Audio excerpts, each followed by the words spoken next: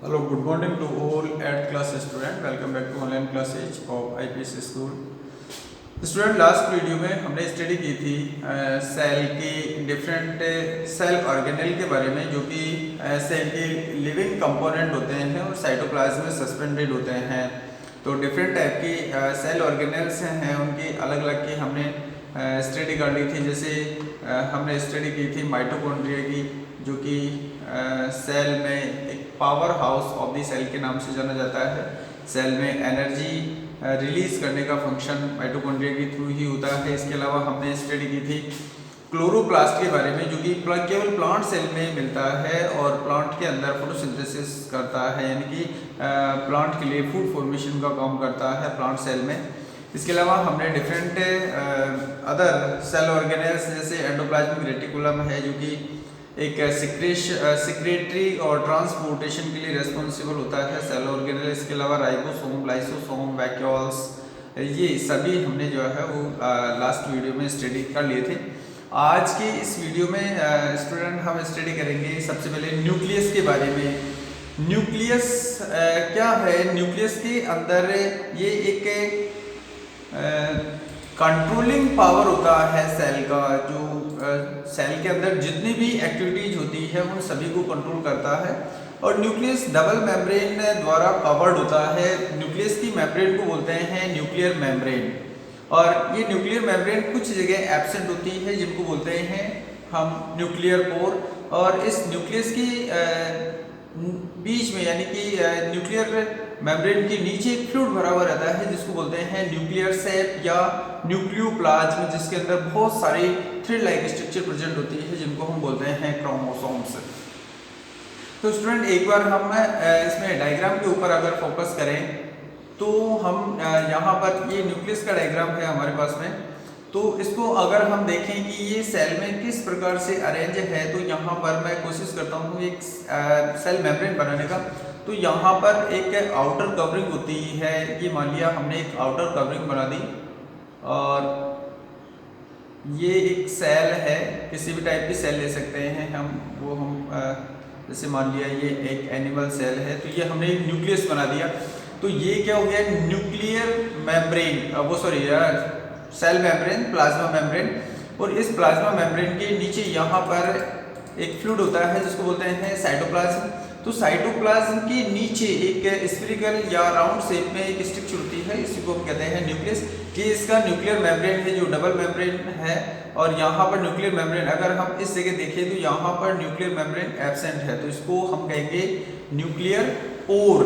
अब इस nuclear pore का एडवांटेज क्या होगा? एडवांटेज ये है कि यहाँ ये येलो कलर का इसमें फ्लूइड दिख रहा है, ये फ्लूइड है न्यूक्लियोप्लाज्म। तो न्यूक्लियोप्लाज्म से सब्सटेंस यहाँ से साइटोप्लाज्म के अंदर ट्रांसफर हो सकते हैं, और साइटोप्लाज्म से जरूरी जो भी न्यूट्रिएंट्स हैं वो यहाँ से न्यूक्लियोप्लाज्म के अंदर ट्रांसफर हो सकते हैं। मीन्स साइटोप्लाज्म में और न्यूक्लियोप्लाज्म में सब्सटेंस एक्सचेंज करने में न्यूक्लियर पोर रेस्पॉन्सिबल होता है। इसके अलावा इसमें एक और स्फेरिकल स्ट्रक्चर प्रेजेंट होती है जिसको हम कहते हैं न्यूक्लियोलस। इस न्यूक्लियोलस का फंक्शन है ये राइबोसोम सिंथेसिस करता है। इसमें बहुत सारे आरएनए यहाँ पर प्रेजेंट होते हैं जो कि राइबोसोम सिंथेसिस के लिए रेस्पॉन्सिबल होते हैं। तो हमने यहाँ पर न्यूक्लियस की स्टडी की, तो न्यूक्लियस की यही पार्ट यहाँ पर आते हैं। हम एक बार फिर से नोट्स के ऊपर फोकस करते हैं कि न्यूक्लियस के 4 डिफरेंट कंपोनेंट होते हैं, और कंपोनेंट में सबसे पहला आता है इसका न्यूक्लियर मेम्ब्रेन। ये आ गया आपकी न्यूक्लियर मेम्ब्रेन। तो न्यूक्लियर मेम्ब्रेन जैसा कि हमने बताया था डबल मेम्ब्रेन होती है, आउटर कवरिंग होती है जो कि सेपरेट करती है, किससे? न्यूक्लियस को साइटोप्लाज्म से सेपरेट करने का काम करती है। दूसरा आगे अगर चलते हैं तो न्यूक्लियर मेम्ब्रेन पोरस होती है, और इनको हमने जो है टिनी होल्स के द्वारा यहाँ पर लिखा गया है, जो कि सब्सटेंस को एक्सचेंज करने में हेल्प करते हैं। यह है न्यूक्लियोप्लाज्म, जो कि न्यूक्लियस के नीचे एक फ्लूइड भरा रहता है जिसको न्यूक्लियोप्लाज्म कहते हैं। न्यूक्लियोलस ये एक अदर स्फेरिकल या ओवल शेप स्ट्रक्चर प्रेजेंट होती है जो आरएनए रिच होती है और राइबोसोम सिंथेसिस में हेल्प करती है। ये हमने डायग्राम में देखा था। क्रोमोसोम आता है, इसको समझ सकते हैं हम कि सभी लिविंग ऑर्गेनिज्म में कैरेक्टर्स एक पेरेंट से उसकी ऑफस्प्रिंग में से उसकी संतान में ट्रांसफर होते हैं। तो ट्रांसफर करने का काम होता है क्रोमोसोम्स का। क्रोमोसोम्स के ऊपर बहुत सारी एक यूनिट स्ट्रक्चर होती है जिसको बोलते हैं जीन। ये एक क्रोमोसोम पर बहुत सारी जीन्स होती है और यही जीन्स क्रोमोसोम के थ्रू नेक्स्ट जनरेशन में ट्रांसफर होती है और कैरेक्टर्स को डिसाइड करती है। तो एक्चुअली में हम एक बार फिर से डायग्राम के ऊपर हम देखें अगर, तो यहाँ पर इस डायग्राम के अंदर ये न्यूक्लियोप्लाज्म में बहुत सारी थ्रेड लाइक स्ट्रक्चर प्रेजेंट होती है जिनको स्टार्टिंग में हम कहते हैं क्रोमेटिन फाइबर या क्रोमेटिन नेटवर्क। ये टैंगल्ड स्टेज के ऊपर प्रेजेंट होते हैं, लेकिन जब सेल डिवीजन करती है तो सेल डिवीजन में ये थिक और रोड लाइक स्ट्रक्चर में कन्वर्ट हो जाते हैं, उनको ही हम कहते हैं क्रोमोसोम्स। तो हम आगे अगर देखें क्रोमोसोम का स्ट्रक्चर हम इस डायग्राम के थ्रू समझ सकते हैं। यहाँ पर ये क्रोमोसोम का है। क्रोमोसोम के अंदर दो क्रोमेटिड होते हैं, आप यहाँ से इस डायग्राम से समझ सकते हैं। एक क्रोमेटिड यह है, एक क्रोमेटिड यह है और इसके बीच में एक इन्वेजिनेशन होता है और यहाँ पर एक डिस्क शेप स्ट्रक्चर प्रेजेंट है जिसको बोलते हैं सेंट्रोमियर। इस सेंट्रोमियर की प्रेजेंस के बेसिस पर हमने क्रोमोसोम को अलग अलग कैटेगरी में डिवाइड कर दिया। यहाँ पर हम देखें तो ये ब्लैक कलर का डिस्क शेप बिल्कुल टर्मिनल एंड पर है तो इसको हम कहते हैं टीलोसेंट्रिक। ये टर्मिनल से थोड़ा सा हट कर गया है तो इसको कहते हैं एक्रोसेंट्रिक। ये मेटा का मतलब बीच में, तो ये बीच से थोड़ा सा हट कर गया है तो इसको कहते हैं सब मेटासेंट्रिक और बिल्कुल बीच में है तो इसको हम कहेंगे मेटासेंट्रिक। तो यही इन्हीं क्रोमोसोम के क्रोमेटिड्स के ऊपर बहुत सारी स्ट्रक्चर होती है जिनको हम बोलते हैं जीन, जो कि हेरिडिटी की यूनिट होती है।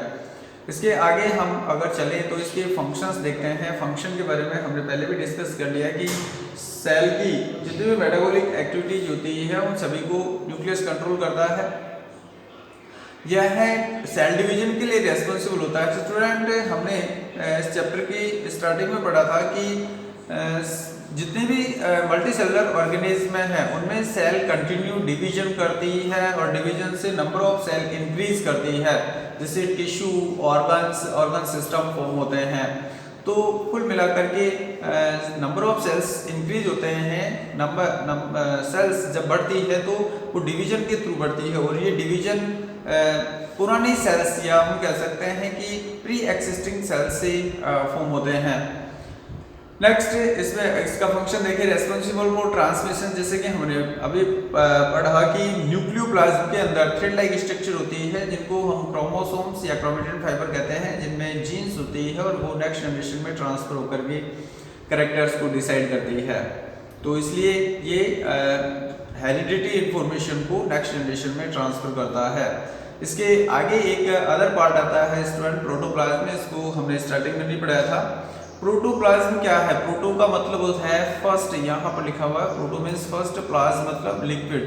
तो पहला ये लिविंग लिक्विड है जिसको लिविंग बीइंग्स के अंदर खोजा गया था। तो each cell having each living cell has a jelly like substance which is in fact the living matter known as protoplasm. तो पहला लिविंग मटेरियल है जिसको प्रोटोप्लाज्म कहते हैं। इस प्रोटोप्लाज्म के दो कंपोनेंट है, एक होता है साइटोप्लाज्म और दूसरा है यहाँ पर न्यूक्लियस। दोनों ही प्रोटोप्लाज्म के पार्ट है और इसके दो ही पार्ट होते हैं। प्रोटोप्लास्ट देखें यहाँ पर स्टूडेंट्स, ये ऊपर वाला प्रोटोप्लाज्म है, प्रोटोप्लास्ट है। और प्रोटोप्लास्ट वर्ड प्लांट सेल के लिए यूज किया जाता है कि अगर किसी प्लांट सेल में सेल वॉल को रिमूव कर दिया जाए, हटा दिया जाए, तो शेष पार्ट जो बचता है उसको हम कहते हैं प्रोटोप्लास्ट।